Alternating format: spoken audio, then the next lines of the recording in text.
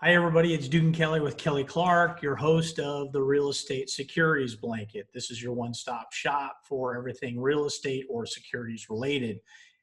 In particular, we've received a lot of calls from clients and kind of nervous investors around the country, given that many of us are sheltering in place.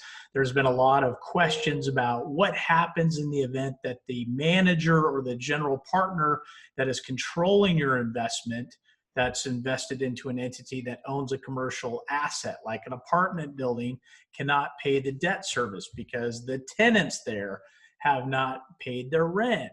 Will there be a cash call? Meaning in basically a time within which the manager will ask existing passive investors to pay additional money into the company so that it can make that debt service payment. What is a cash call? How does it really work? So this is what this video is, and also to discuss some other options in addition to cash call that maybe you haven't thought about. So first things first, those of you that are watching that are passive investors in assets around the country, you invested in companies, and those companies own commercial real estate assets. Many of them are apartment buildings or other revenue producing assets. You may have invested, most likely, through a private placement memorandum, meaning you received this large stack of papers. It had a bunch of disclosures, risks associated with your investment. Well, part of that process was an operating agreement. The operating agreement or the limited partnership agreement, that's the governing document that will govern your rights and obligations as a passive investor throughout the life cycle of the asset. It will set forth exactly what happens in the event that there is a cash call. What are your obligations? What happens if you don't participate? What if you refuse? What if you don't show up for the vote? All of those various things, those are set forth in your operating agreement. So maybe you put this in a drawer. It's time to dust that off, particularly if you have questions about what happens if the tenants at an apartment building stop paying, and the economic vacancy, meaning there are tenants still on the premises, but they're not paying their rent. So therefore you have increased economic vacancy. What does that look like? And how do we make sure and ensure that the asset, the apartment building, is not foreclosed on and that you lose your entire investment?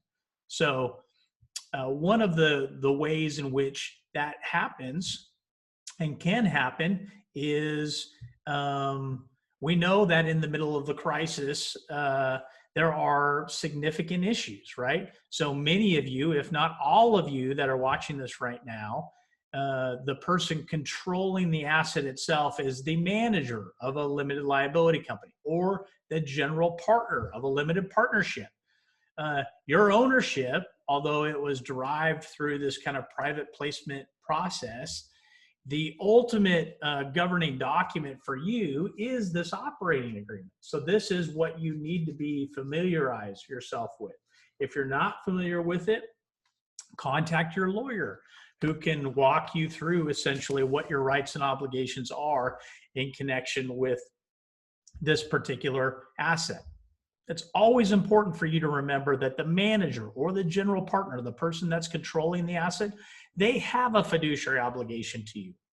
Their fiduciary obligation is one of care and of loyalty. And ultimately, they have an obligation to make sure that the asset, whatever it is, the apartment building, the commercial shopping mall, the vacant piece of commercial land, whatever it is that you've invested in, that asset is not foreclosed upon.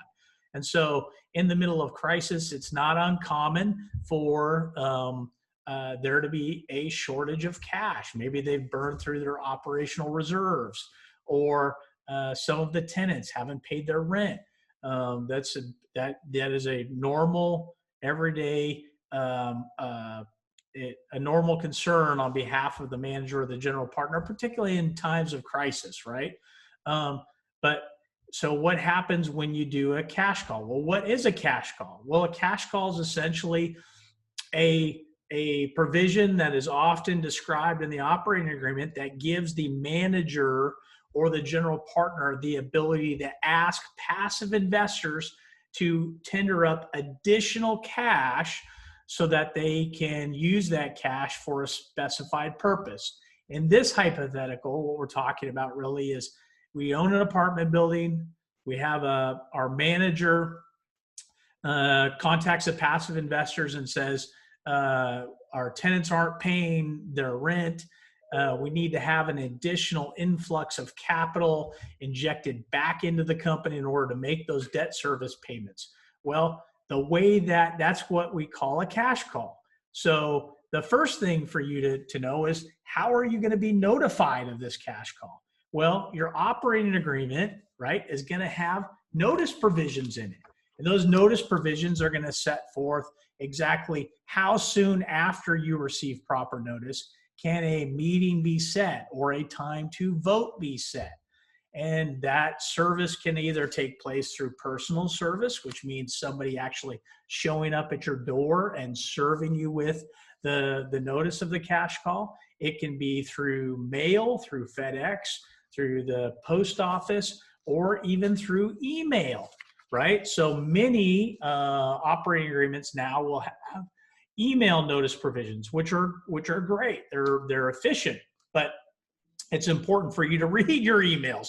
So a notice often does not occur and does not assume that you've read it. Those assumptions are made upon service, meaning if your operating agreement allows you to be served through email, the moment that the email essentially is sent is when you are provided with notice. So a typical notice provision will set a meeting out 10 days in the future from notice, and not less than or not more than 30 to 60 days. So in other words, there will be a time frame within which a meeting or a discussion time or a vote will be set, and that's through notice. So you want to make sure that you've been properly notified. If you are a passive investor and the manager, the asset manager of the asset, whether it's an LLC or a general partnership, has provided you notice, proper notice. Voting is also important. So if you are not able to personally attend, which most of us right now throughout the country are not able to be in personal attendance at meetings, you can do it through either electronic means, or you may be able to give your vote to somebody else. That's what we call a proxy. You're going to give your right to vote on a particular issue to somebody else, a third party or the manager or somebody else. At that meeting, there are going to be discussions about what's the purpose of the cash call, how much money do we need to infuse, and what are the payment terms? Meaning, typically it's a pro rata share, meaning if you own 5% of the entity, your obligation is going to be 5% of the total amount of the cash needed through the cash call. So it's not uncommon for your operating agreement to say that you do not have an obligation, meaning you do not have an absolute obligation to participate in the cash call. But if you don't participate in the cash call, let's assume that there was timely notice given, there was an opportunity to meet, there was even a vote taken, and it was ratified by whatever percentage of vote is needed in your operating agreement. It could be majority, it could be supermajority. It may even be unanimous. It's often not unanimous, but let's say whatever that voting threshold was, it was met, and you still refuse to pay. Well, the downside potentially for you, and most likely your operating agreement, will say that you're going to be diluted, meaning the investors that do participate in the cash call will receive a greater ownership interest because they now have participated and you didn't. And it's only fair that the people that participate would receive essentially additional equity versus what you've done. So that's really what a cash call is. I know that's a high level. There are a lot of moving parts. If you have received a cash call notice, you should reach out and touch base with your counsel, whomever that might be, to ask additional questions on whether what to do and how to participate and how to protect your rights. But cash call is not the only option that manager or a general partner has at their disposal. They may seek an advance. An advance is also called a loan, like an intercompany loan from existing members. And this will often be also included in your operating agreement. So remember, we're in the middle of crisis. We're experiencing high levels of economic vacancy. This is a hypothetical, folks. We're experiencing a crisis. Tenants are not paying their rent. We've tried to do a cash call. We've been unsuccessful at a cash call, but one or more investors, passive investors, say, hey, even though the cash call didn't pass, meaning either members didn't vote for it or they didn't receive the required percentage of vote in order to pass a cash call, maybe an investor or two says, I'll be willing to loan the company money in order to get past this short period of crisis, right? So if money is sitting in your bank account, it's likely not earning as much interest as if it were deployed. And if it can often be deployed in the context of a loan to the company. And so just things for you to remember are these loans will require the approval of the manager or the general partner. You can't unilaterally, as a passive investor, agree to set the terms of what the loan repayment is, the interest rate, all of that stuff. The interest rate will largely and most often be reflected in your operating agreement. Again, the operating agreement will often have scenarios for just such a time as what happens in the middle of a crisis. And it will say an advance by a member or a loan by a member shall bear an interest rate of X, whatever X is. This is not treated as a capital contribution typically.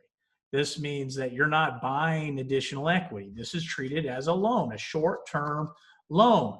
And if your operating agreement allows it, it will often say it's also subordinate to any senior debt. Meaning, if you're a passive investor in a large commercial asset, apartment building around the country or whatever, there's often going to be a senior loan in place on that.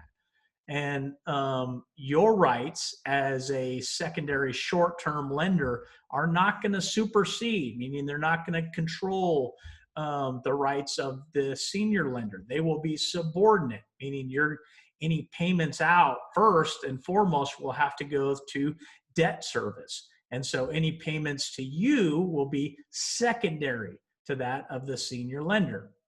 So that's one additional option that a manager or a general partner has at their disposal when they're in the middle of a crisis. If they don't want to implement a cash call, or for whatever reason the cash call is not successful, right? Doesn't pass through that voting, or the members don't do that. So you could think about doing a loan. But that's not all. You also have most likely the ability to issue new securities. Well, what does that mean? Well, remember, if you bought and purchased an interest in a company, a limited liability company, or a limited partnership you're a limited partner in a limited partnership entity, that is a security, okay? And remember that private placement memorandum process that you invested through? Well, issuing new securities really means that the manager or the general partner, again, pursuant to the operating agreement, would approach all of the members to tell them, listen, either cash call didn't work or we weren't able to get any short-term loans. We're in a position where we need to do an additional raise, and we're going to go through another offering to third parties that are unrelated, that are not necessarily members of the existing entity right now. We're going to go out and see if we can raise the cash that we need in order to get past this crisis. That's a possibility. And what that really means is there's going to have to be, again, this is not done in secret. This is all being open, transparent, authentic with all the members, so that you know exactly what is happening. And if new securities are approved, which are likely going to require a vote, an affirmative vote of some percentage of the members. Again, this could be, it's not a one size fits all. This could be a simple majority vote. It could be a super majority vote. It could be a unanimous vote. It's often not unanimous because think about it. If every vote was to be unanimous in connection with things like this, then theoretically you would just see clogged. You wouldn't be able to do anything as far as what happens in the middle of the crisis. So it's not uncommon to have a simple majority vote or a super majority vote that would allow the managers of the general partners to issue new securities, which means raising capital from either existing members who invest again or people outside the company that are not actually investors right now. But what that does is, as you might imagine, that results in dilution once again, right? So if you don't participate in the cash call, but others do, you're likely going to be diluted. If you don't participate in the new securities, but yet new securities are issued and people purchase those, that interest has to come from somewhere. Well, it's basically cutting up the pie into smaller slices. So your slice as a passive investor gets a little bit smaller. That's essentially what dilution is. But that's not the only option, right? So remember, middle of crisis, what are some of the options that may be available? Cash call, advances, loans, new securities. That's also not the only option. There is this idea of forbearance. Forbearance is simply where we ask the lender or our servicer on our mortgage or our loan to push pause on our obligation to pay debt service payments. And they agree, and they enter into a written agreement. This is a written agreement. This is not an oral conversation that takes place. This written agreement will often have a specified period of time within which the lender will forbear, meaning a finite period of time that they will basically not be seeking from us debt service payments. And they essentially pause the loan. So the great thing about a forbearance is we're not in default. We don't have to pay our mortgage payment and we're not in default. This is also legally binding, meaning if the lender can't have, take backs. The lender can't just say, oh my gosh, why did I agree to that? Once it's done, and it's legally binding on both the lender and the borrower according to the terms of the forbearance agreement. Now, one of the catches that most people don't think about in forbearance agreements are there's often a release, right? So remember, the lender has certain obligations to you as the borrower throughout the life cycle of the loan.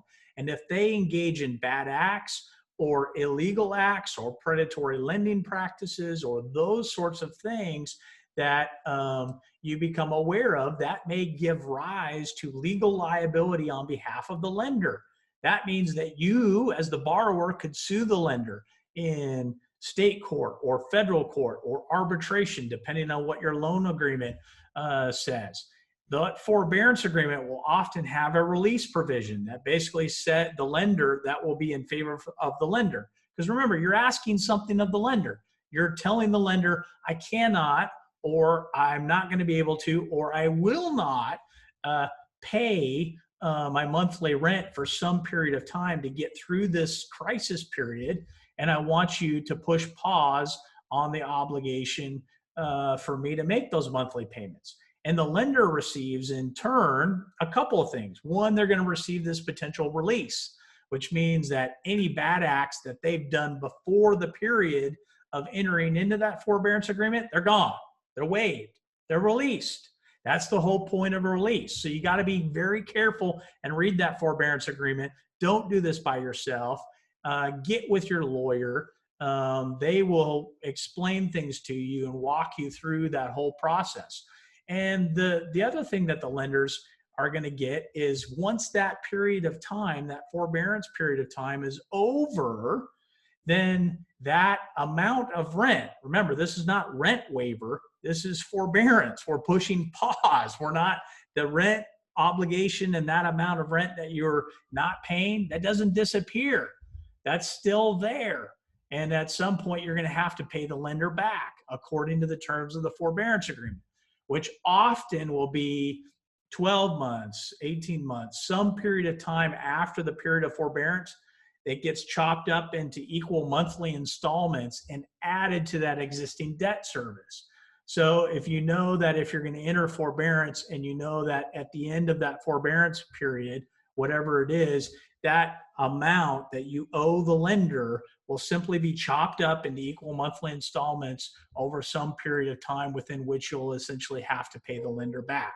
That's what forbearance really means. So remember, these are all potential options for you as a passive investor to discuss with the manager or the general partner the possibility of what happens when we're in the middle of a crisis. It doesn't necessarily have to be the current crisis that's going on. It could be any crisis in the future as well.